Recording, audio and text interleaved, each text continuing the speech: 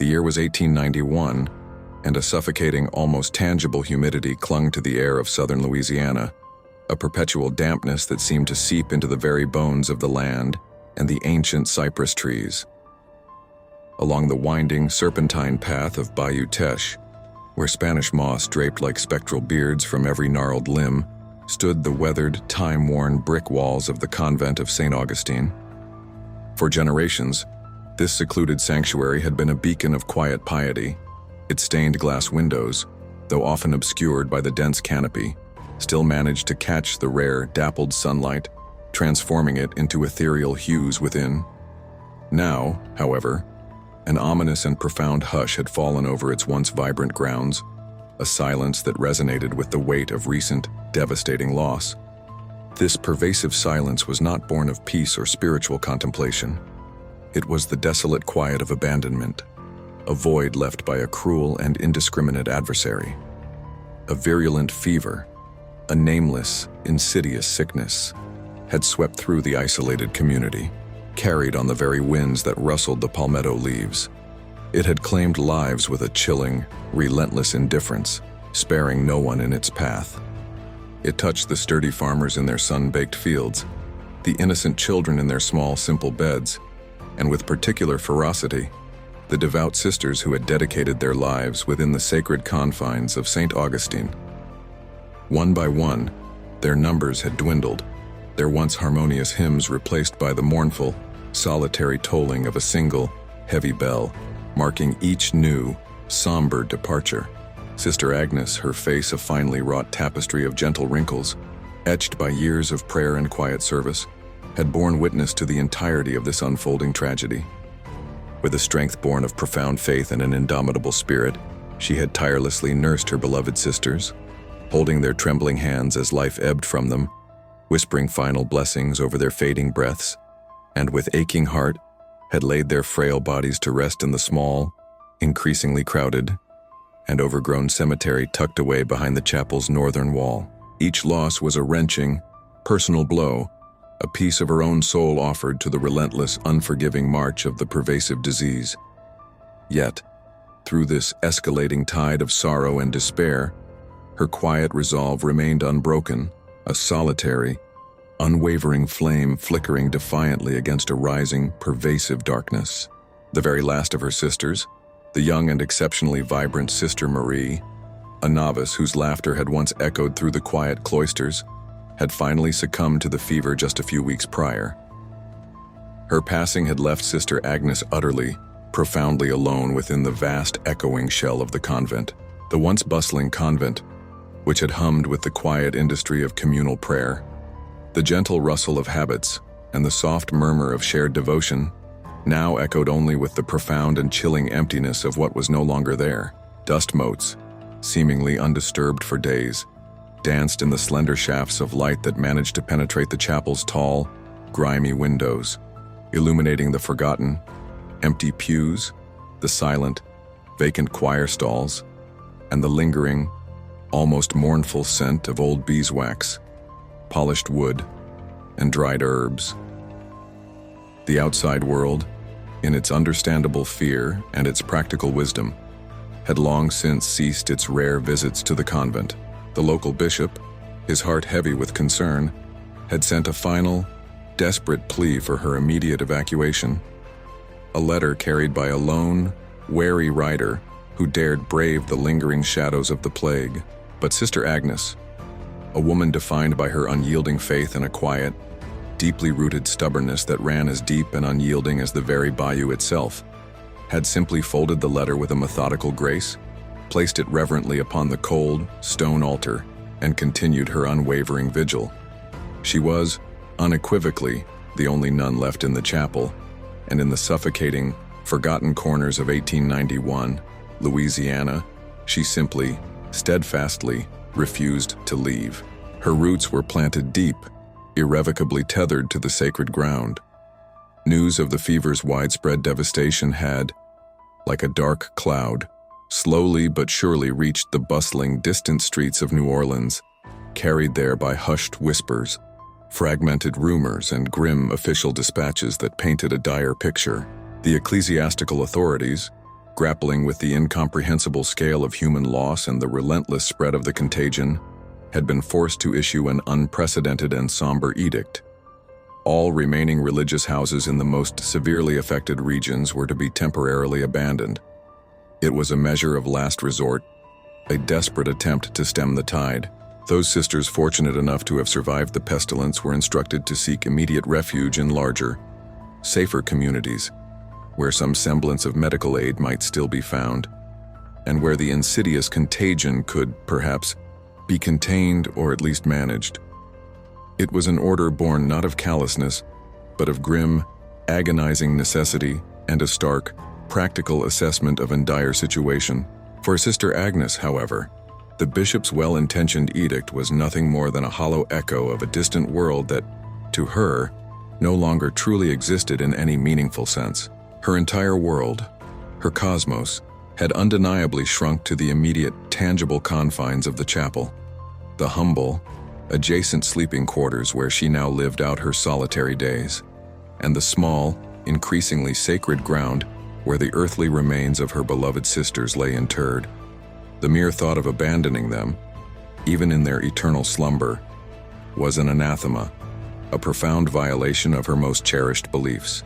Her vow of stability, taken decades ago with solemn heart and unwavering conviction, now felt less like a conscious choice and more like an unbreakable spiritual bond, forged and tempered in the crucible of her unwavering belief. A covenant with the very stones of the convent. She continued to move through the silent, cavernous spaces of the convent with a profound, almost ethereal grace, her worn habits rustling softly, the only sound breaking the profound stillness, like the whisper of dry leaves. Each day, with an unwavering dedication that bordered on the miraculous, she performed the sacred offices, the ancient rituals of prayer that had guided her life for so long. Her voice, though solitary and a mere whisper in the vast emptiness, filled the immense space of the chapel with the ancient melodies and resonant words of the church, a lone, unwavering note in a world gone silent. The morning lauds, her voice echoing in the dawn's pale light, the midday sext, marking the sun's highest point, the evening vespers, a quiet farewell to the day, and finally, the profound, almost spiritual quiet of Compline, recited under the watchful, benevolent gaze of the crucifix hanging above the altar. There was no congregation, no harmonious choir, only Agnes and her God. The oppressive silence within the convent amplified every subtle sound, every creak and groan of the old, settling building, every rustle of the wind as it whispered through the dense cypress trees outside the chapel walls. Sometimes, in the deepest, most isolated hours of the night, when the moon cast long, skeletal shadows, she would imagine she heard faint, spectral whispers, the familiar echoes of her sisters' prayers, or the soft, almost imperceptible scuffle of their sandals on the cold, inky, unforgiving stone floor as they moved through the aisles. She understood intellectually that it was likely merely her mind, grappling with the profound, soul-crushing solitude, manufacturing comforting illusions. Yet, a part of her, a deep, unspoken part, cherished these phantom sounds, for they were a poignant, ghostly testament to the vibrant lives that had once filled these hallowed, now desolate halls. The outside world, for all its desperate edicts and its overwhelming fears, seemed to her a distant, fading memory, a blurred image on the edges of her consciousness. The bayou, with its thick, impenetrable vegetation and its winding, labyrinthine waterways, served as a natural, formidable barrier, reinforcing the convent's profound and almost absolute isolation. Sister Agnes existed in a unique pocket of time, seemingly untouched by the frantic pace and desperate clamor of a world that had either forgotten her entirely, or perhaps simply given her up for lost, a casualty of the invisible enemy. Her sacred mission, as she now undeniably saw it, was not to flee in the face of despair, but to remain steadfast, a guardian of the forgotten, a living monument to enduring faith amidst desolation. As the relentless days bled into an uninterrupted stream of weeks, a subtle, almost imperceptible change began to manifest itself within the very atmosphere of the chapel. It was nothing tangible, No dramatic creaking floorboards or sudden jarring slams of doors, but rather a pervasive, undeniable shift in the very essence of the sacred space. Sister Agnes, a woman intimately attuned to the slightest nuance and most delicate shift within her beloved sacred environment, felt it first as a prickling, almost electrical sensation on her skin, an undeniable feeling of not being entirely alone. Even in the absolute, profound quiet that enveloped her, she would be in the midst of her deeply ingrained daily prayers, her eyes closed in profound contemplation, her rosary beads cool and familiar in her grasp, when a faint, unexplainable chill would inexplicably pass through the still, heavy air. This occurred even on the hottest, most oppressive Louisiana afternoons, when the heat outside shimmered like a mirage. It was a cold that had no discernible source, no open window, no draft. A cold that seemed to originate from deep within the very ancient stones of the chapel itself, rising from its foundation. When she slowly opened her eyes, a strange, creeping realization would dawn upon her. The shadows in the deepest corners of the nave seemed to have grown deeper, more profound, almost as if gathering themselves, solidifying into an ominous presence for some unseen, raw, inexplicable purpose. Watching one particularly melancholic evening, as she recited Compline, the final prayers of the day, and the last, fiery rays of sunset bled through the western-facing windows, painting the solemn altar in ethereal hues of amber and rose. Agnes felt a distinct and undeniable pressure against her back. It was as though someone, unseen, had gently but firmly leaned against the wooden pew directly behind her, their weight pressing subtly into her. She froze, her breath catching abruptly in her throat, her rosary beads suddenly feeling unnervingly heavy, cold and foreign in her tightly clasped hands. Slowly, with a deliberate and cautious movement that betrayed her inner turmoil, she turned her head, her gaze sweeping the space behind her. There was nothing, only the long, empty, silent pews, stretching into the rapidly gathering gloom, their dark wood gleaming faintly. Yet, the inexplicable sensation lingered, a phantom weight, a subtle, persistent presence that seemed to fill the vast, aching void left by her departed sisters. She began to notice a series of small, seemingly insignificant anomalies that, when accumulated, painted a disquieting picture. A hymn book, which she was certain she had left closed and neatly placed on a lectern, would later be found slightly ajar, as if someone had just finished reading from it. A single small candle in the sacristy, which she had lit with careful intention, would be inexplicably extinguished before she could attend to it, a wisp of smoke curling upwards, and most profoundly, the faint, sweet scent of lilies, a fragrance that had no earthly source within the sterile confines of the chapel, would appear as if from nowhere, enveloping her briefly, and then vanish as suddenly as a spectral breath, leaving only the scent of dust and old stone. Sister Agnes, a woman whose entire life had been defined by a deep, unwavering faith and a pragmatic, resilient spirit, wrestled internally with these escalating, inexplicable occurrences. Was it the profound, soul-crushing solitude, playing cruel tricks on her weary mind? Was it the overwhelming grief, manifesting itself in strange, almost hallucinatory ways, a desperate attempt by her subconscious to fill the void, or was something else entirely, something beyond human comprehension, sharing her sacred space, lingering within the very fabric of the convent?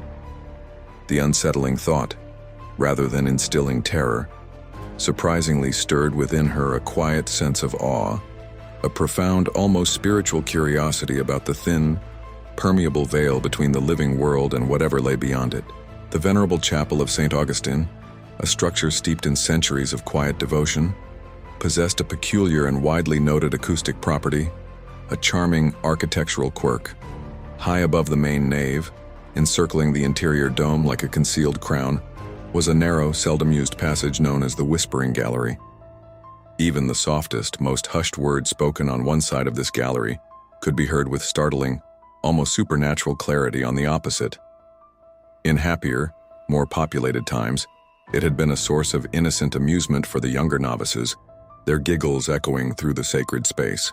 Now, however, in the profound and echoing silence that had descended upon the convent, it became an unsettling and increasingly prominent focal point of Sister Agnes's growing, inexplicable unease. She began to perceive them first as indistinct murmurs, faint, almost imperceptible echoes of voices that seemed to drift down from the unseen, shadowy heights of the gallery. At first, with her pragmatic nature, she rationally dismissed them as the natural creaks and groans of the old, settling building, adjusting to the pervasive humidity or the changing temperatures. But as the silent, solitary days inexorably passed, the murmurs gradually gained a subtle, rhythmic quality, a cadence that resonated with a strange, almost unsettling familiarity. It was like hearing a distant, half-forgotten song from a dream, a melody just out of reach, yet undeniably present in the air around her, a phantom choir. One crisp autumn morning, as she performed the sacred ritual of matins, the first prayers of the new day, a distinctly audible sound reached her ears, a soft, almost imperceptible sigh, as if from a profound, world-weary sorrow or an exhalation of deep, lingering regret. It seemed to emanate directly from the heart of the whispering gallery, a breath taken in the empty, hollow space above her. Sister Agnes paused abruptly in her recitation, her voice faltering, her eyes instinctively lifting to the shadowed arc of the gallery.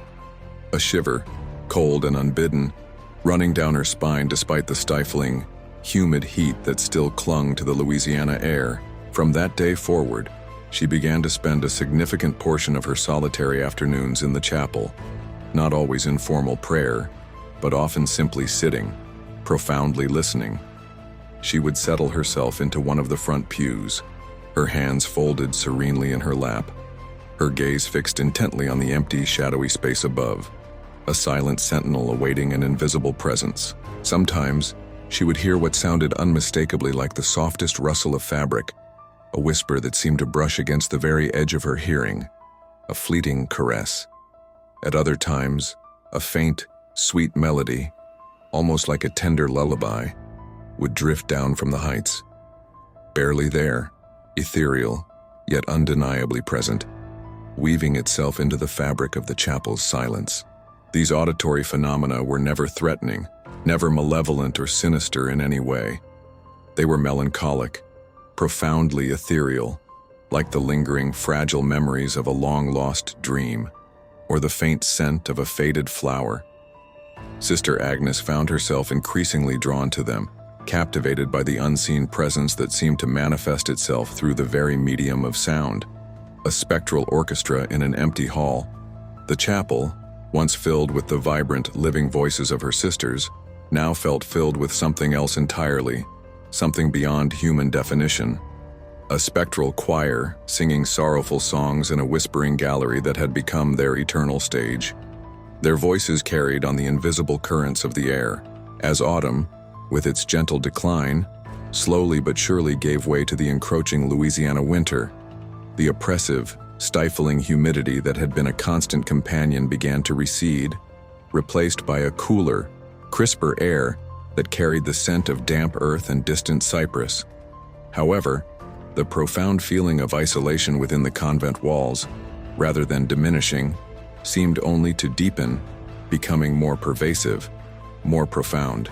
The light, too, seemed to undergo a subtle, yet significant transformation. The vibrant, golden hues that had once streamed so gloriously through the chapel's ancient stained glass windows now appeared muted, softened, as if filtered through a perpetual veil of twilight, casting the interior in a perpetual somber gloom. Even at the height of midday, the deepest corners of the expansive chapel remained shrouded in an almost palpable, living darkness. Sister Agnes found herself increasingly reliant on the comforting, flickering glow of candlelight. The dancing flames, casting their ephemeral light, created a mesmerizing play of shadows on the chapel walls, making the familiar statues and time-worn frescoes seem to shift and sway, lending an almost animate quality to the silent, immobile figures. She would sometimes catch a fleeting glimpse of movement in her peripheral vision, a subtle, ephemeral shadow that seemed to detach itself from the larger forms, only to vanish entirely when she turned her head directly to confront it, leaving only the steady, flickering flame. These fleeting illusions, whether real or imagined, added to the growing sense of a living, breathing presence within the hallowed space. Her nights became increasingly restless, punctuated by moments of wakefulness and a heightened awareness of her surroundings. The sounds from the whispering gallery, once subtle and barely discernible, grew progressively more distinct, more insistent. She would lie awake in her small, Spartan cell, her senses acutely attuned, listening intently to what sounded unmistakably like muffled, indistinct conversations, faint and indistinct, yet undeniably present, a constant hum just beyond the edge of full comprehension. Sometimes, in those liminal hours between sleep and wakefulness, she truly believed she could discern individual voices, the familiar cadence of her deceased sisters, though the specific words themselves remained just out of reach, like grains of sand slipping inexorably through cupped fingers, forever eluding grasp. A persistent, sweet fragrance, distinct from anything she had encountered before, began to permeate the entire chapel, a scent she recognized from a distant memory but could not place with absolute certainty. It was not the fresh, clean scent of lilies she had smelled previously, but something richer, deeper, more complex, almost like ancient incense mingled with the damp, earthy aroma of freshly turned soil. The scent was not at all unpleasant. In fact, it carried a strange, comforting quality. However, it undeniably added to the growing sense of unreality, a blurring of the distinct lines between the tangible and the ethereal, the living and the departed, further immersing her in the convent's deepening mystery. Sister Agnes, despite her unwavering, almost superhuman faith, felt a profound and pervasive weariness slowly settling upon her, a bone-deep exhaustion that seemed to emanate from the very core of her being. The constant vigilance, the relentless, all-consuming solitude, and the subtle, pervasive, undeniable presence were taking their inexorable toll, eroding her physical strength. She continued her daily duties, her endless prayers, her quiet, steadfast vigil, but her movements were slower, more deliberate, her gaze more distant, more inward-focused. The chapel, which had always been her sanctuary, her refuge from the world, now felt like a liminal space, a permeable threshold between worlds, and she, Sister Agnes, the solitary, weary guardian of its profound and unfolding mysteries, its only living resident, the sacristy, a small, unassuming room directly adjacent to the main body of the chapel, was the practical heart of the convent's spiritual life. It was here that the sacred vessels, gleaming with generations of polish, and the liturgical vestments, carefully embroidered and maintained, were meticulously kept. It was a space Sister Agnes frequented multiple times daily, meticulously preparing for her solitary mass, her hands moving with a practiced, almost ritualistic grace. One crisp, quiet morning, as she approached its heavy, solid wooden door, she noticed something profoundly amiss, a detail that immediately sparked a tremor of disquiet in her soul. The large, unornate iron key, which she always, out of long-standing habit, left conspicuously in its lock, was conspicuously gone. Her heart gave a small, involuntary lurch, a sudden, cold contraction in her chest. It was an old habit, a remnant from a time when the convent had buzzed with the gentle activity of many sisters. In a community filled with trusted companions, there had been no need for such trivial precautions, but now she was utterly, profoundly alone. The last living soul within these walls. Frantically, with growing apprehension, she searched her pockets, the small, rickety table in her cell, even the hallowed surface of the altar in the chapel. But the heavy iron key was nowhere to be found, as if it had simply vanished into thin air. With a growing sense of profound unease, she hesitantly pushed on the sacristy door. To her surprise, it swung open effortlessly, revealing the dimly lit interior, its shadows deep and watchful. Nothing immediately appeared to be disturbed. The precious chalice gleamed softly on the linen-covered table, reflecting the faint light. The meticulously folded vestments hung neatly in their carved wooden cabinet, undisturbed. Yet, a subtle, almost imperceptible disarray was undeniably present, a detail that only her discerning eye could have caught. A small, intricately crafted but visibly tarnished silver crucifix, a relic usually kept meticulously within a locked, hidden drawer, now lay openly, conspicuously on the table, its dull metal glinting faintly in the weak, filtered light. Sister Agnes was absolutely certain, beyond any shadow of a doubt, that she had not placed it there, nor had she opened that particular drawer in days. She reached out, her hand trembling slightly, and picked up the crucifix. Its cold, solid metal was a stark, almost shocking contrast to her warm, living fingers. As she held it, a faint, almost imperceptible tremor passed through the crucifix itself. A subtle vibration that seemed to resonate deep within her palm, echoing in her very bones. She held it for a long, silent moment, her gaze sweeping the small, confined room, searching desperately for a logical, rational explanation for these escalating phenomena. But there was none. Only the profound, almost suffocating silence, thick and watchful, an unseen presence observing her every move. The air, heavy and still, seemed to press in on her. The missing key eventually reappeared, not, as she might have expected, in its rightful lock, but lying conspicuously on the polished, cold surface of the main altar in the chapel, directly beneath the large, imposing crucifix that dominated the sacred space. It was as if it had been placed there with deliberate, careful intention, a message left by unseen hands. Sister Agnes felt a cold, hard knot tighten in her stomach, a knot of mingled fear and awe. These were no longer mere atmospheric effects, or fleeting tricks of the ambient light, or even the manifestations of a grief-stricken mind. Something was undeniably moving within the very heart of the convent. Something unseen, something intelligent, something with a profound, unearthly agenda she could not possibly comprehend. An invisible hand guiding the unfolding mystery. Among the few precious personal items Sister Agnes possessed, those tangible links to her past life and the sisters she had lost, was a small, delicate, half-finished piece of embroidery. It was a gift, a symbol of affection and shared devotion, from the young Sister Marie, her last departed companion and a soul she had cherished deeply. The embroidery depicted a cluster of pristine white lilies, their petals unfurling in delicate grace, a traditional symbol of purity, resurrection, and remembrance within the convent. It was originally intended to be a new, embellishing detail for a fresh altar cloth, a testament to their shared artistry. Sister Agnes kept it carefully folded, tucked away within a small aromatic cedar chest in her Spartan cell, a quiet, poignant memento of a vibrant life that was now tragically gone, a tangible echo of a beloved sister. One languid, melancholic afternoon, feeling an overwhelming urge for connection, she decided to retrieve it, to sit with it in the dappled, uncertain sunlight filtering through her cell window.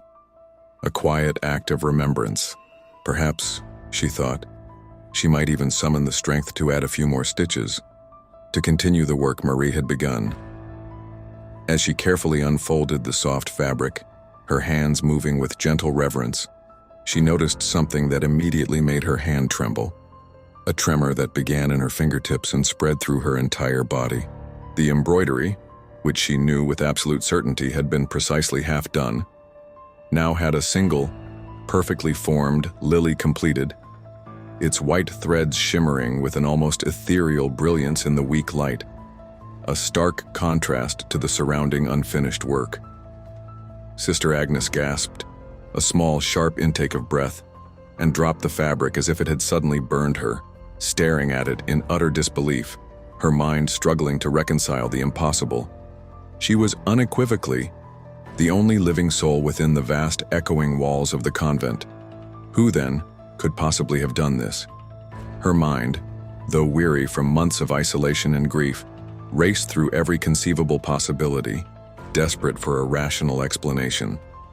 Had she somehow, in a moment of extreme fatigue, forgotten working on it? No, it was utterly impossible. Her memory, though taxed by her profound solitude, was not failing her in such a fundamental, undeniable way. And the stitches, they were too precise, too perfectly rendered, entirely unlike her own, more hesitant and less practiced handiwork. She slowly, tentatively picked up the embroidery again, her fingers tracing the newly formed lily with a trembling awe. She examined the new stitches closely, meticulously. They were undeniably Sister Marie's distinctive technique, a unique, delicate style that Agnes recognized intimately, a signature of her late sister's quiet artistry, a powerful wave of profound sadness, sharp and piercing, mingled with an almost unbearable sense of awe and wonder, washed over her, threatening to overwhelm her. Was it truly possible? Could her beloved sister, in some spectral, ethereal form, still be present within these hallowed halls, still be offering comfort and quiet companionship from beyond the impenetrable veil of death? The question hung heavy in the air. The thought, though deeply unsettling in its implications, brought with it a strange, unexpected solace that soothed her aching heart. The presence, which had previously been subtle and at times profoundly disquieting, now felt undeniably benevolent, a lingering echo of profound love and unwavering devotion that transcended the boundaries of life and death. The chapel, she realized with a sudden overwhelming clarity, was not truly empty after all. It was merely populated by those unseen, those spiritual presences who had chosen to remain, just as she herself had chosen to remain.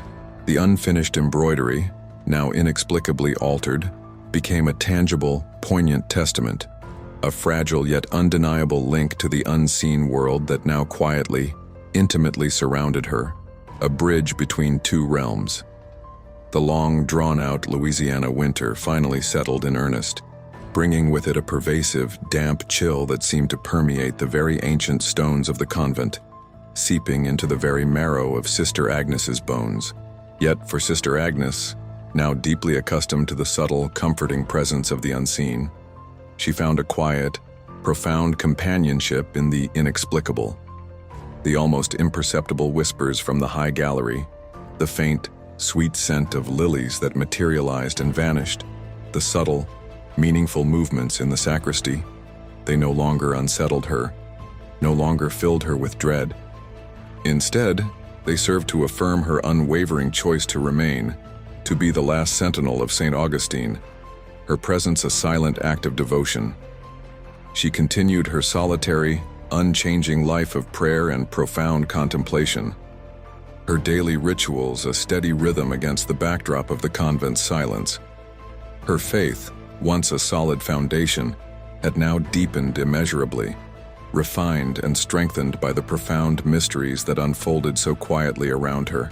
The chapel, which had for so long been a place of earthly worship and communal gathering, had, in its desolation, become a living, breathing testament to the enduring, boundless power of spirit, a thin place where heaven and earth seemed to touch.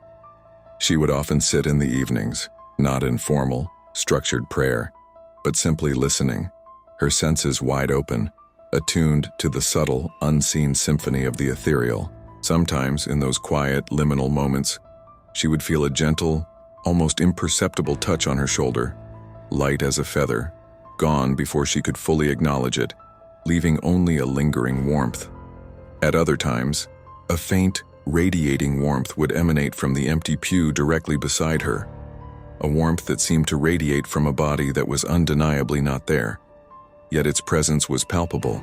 The chapel, far from being truly abandoned, felt more vibrantly alive than ever before, populated not by the living, but by a community she could not see with her physical eyes, yet one she profoundly, intimately felt with every fiber of her being.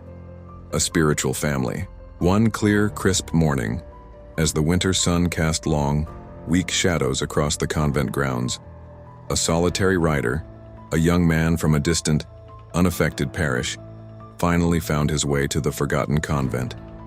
He bore a final, desperate plea from the compassionate bishop, carried across miles of arduous, muddy terrain. The fever had at last subsided. The world was slowly, painstakingly beginning its long, arduous journey of mending, and they wished for Sister Agnes to finally, mercifully, return to civilization to rejoin the living.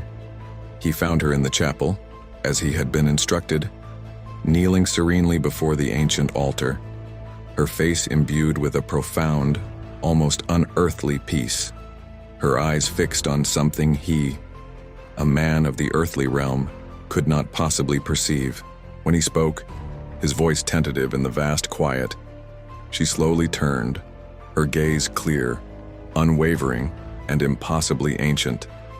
She thanked him, her voice soft as the rustle of leaves, for his kindness, for the bishop's enduring concern, her words echoing faintly in the stillness. But then, with a quiet, unyielding strength that utterly belied her frail, weathered appearance, she simply, definitively shook her head. They need me here," she whispered, her voice barely audible above the gentle rustle of the wind that seemed to carry ancient secrets through the open chapel doors, a voice that seemed to belong to the very spirit of the place. The young rider, utterly bewildered by her unwavering resolve in the strange, palpable atmosphere, reluctantly left her to her solitary, profound vigil, carrying with him the unsettling, inexplicable tale of the last nun in the chapel, the final guardian of a sacred, mysterious space. Sister Agnes remained, a silent sentinel in a world that had forgotten her, surrounded by a presence that would forever linger, intertwined with the very essence of the chapel, an eternal, watchful guardian. If you like this type of stories, leave your like and subscribe to the channel so you don't miss the next videos.